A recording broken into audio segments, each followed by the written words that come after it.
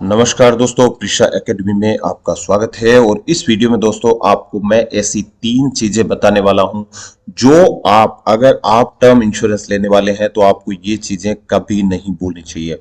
बहुत ही इंपॉर्टेंट 3 चीजें हैं जिनको अक्सर लोग भूल जाते हैं, उनको लाइटली लेते हैं, लेकिन बाद में क्या होता है, इंसान चला जाता है और उनके पीछे जो लोग रहते हैं उनको काफी परेशानियों का सामना करना पड़ता है। तो इन टाइप की परेशानियों का सामना ना करना पड़े, इसलिए हमें इंश्योरेंस लेते टाइम, स्पेशली टर्म इंश्योरेंस लेते टाइम, इन 3 चीजों का ध्यान जरूर रख लेना चाहिए। आइए देख लेते हैं कौन सी ये 3 चीजें हैं।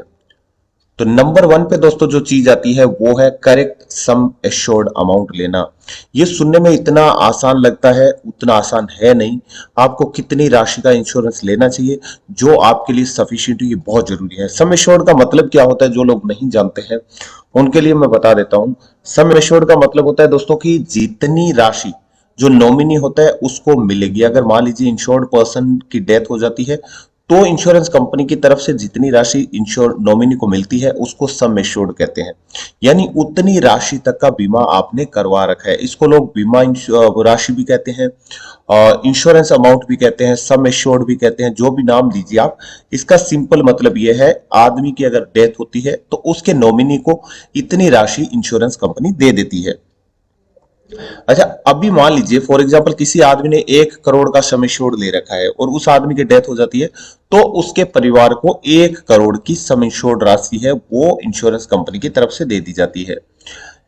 एक चीज का हमेशा ध्यान रखिए, ये 1 करोड़ रुपए, 1 करोड़ बार बार सब जगह आपने देखा होगा, लेकिन ये राशि कितनी होनी चाहिए ये कई बार हमें नहीं पता होती है।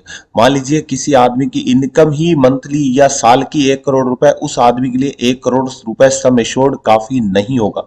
लेकिन अगर एक व्यक्ति है जिसकी इनकम ही साल की 5 लाख रुपए, उसके लिए हो सकता है कि 1 करोड़ ज्यादा अमाउंट हो जाए।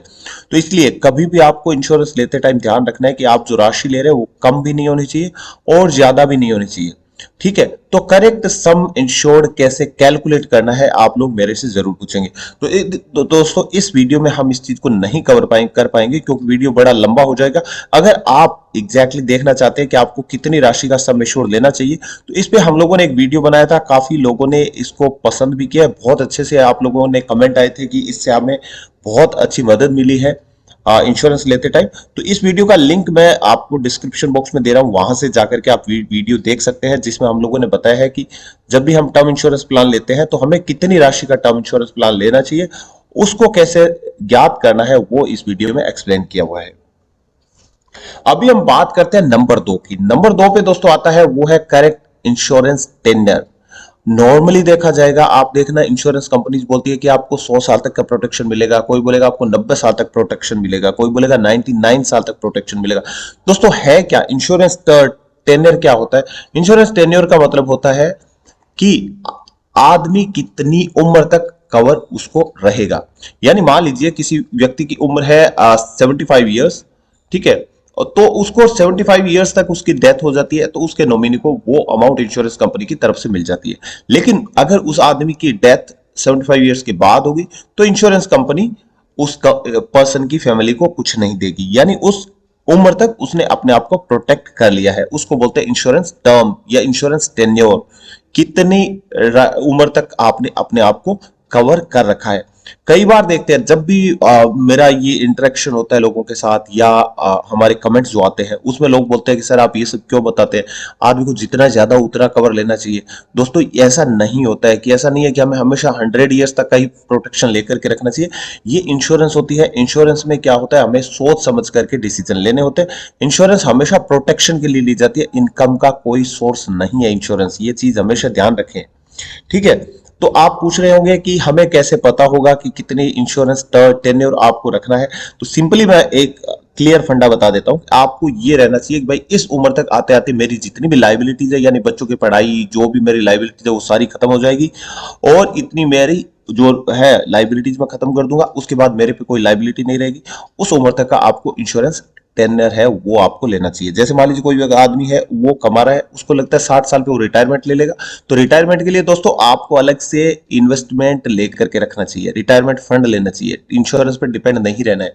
ठीक है, और दूसरा इंश्योरेंस आपको नहीं मिलती है, आपके नॉमिनीज को मिलती है। तो आप अपना रिटायरमेंट फंड लीजिए, लेकिन इंश्योरेंस आपको उसी उम्र तक का लेना है जहां तक आपकी लाइबिलिटी फ्री हो जाती है। तो दोस्तों इस पे भी एक वीडियो बना रखा है हम लोगों ने, उस वीडियो को आप देख करके पता कर सकते हैं कितनी टेन्योर तक का आपको इंश्योरेंस लेना चाहिए।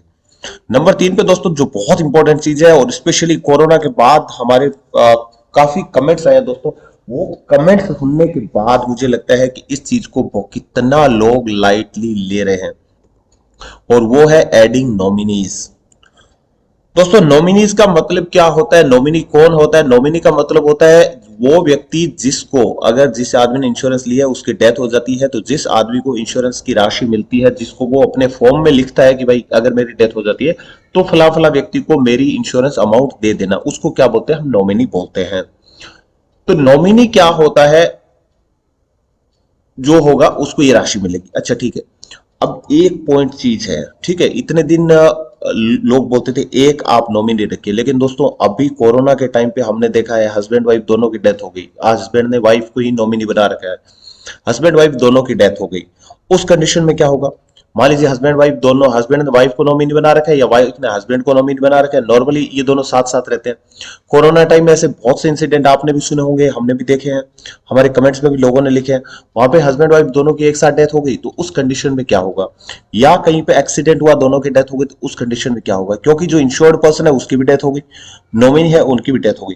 तो इसलिए एक मेरा ये पर्सनल सजेशन है, आप इसको लेना चाहे तो ले सकते हैं कि एक से ज्यादा नॉमिनी रखें, एक ऐसे व्यक्ति को नॉमिनी रखें, जैसे आप अपने ब्रदर को रख सकते हैं, सिस्टर को रख सकते हैं, मदर को रख सकते हैं, फादर को रख सकते हैं, जो नॉर्मली आपके साथ ट्रेवल नहीं करते या आपके साथ नहीं रहते हैं, लेकिन जिन पे आपको ट्रस्ट है, उनको आप अपना नॉमिनी बना सकते हैं। तो इसलिए एक या दो नॉमिनी या दो से ज्यादा भी नॉमिनी आप बना सकते हैं, तो दो नॉमिनी एटलीस्ट बना करके रखिए।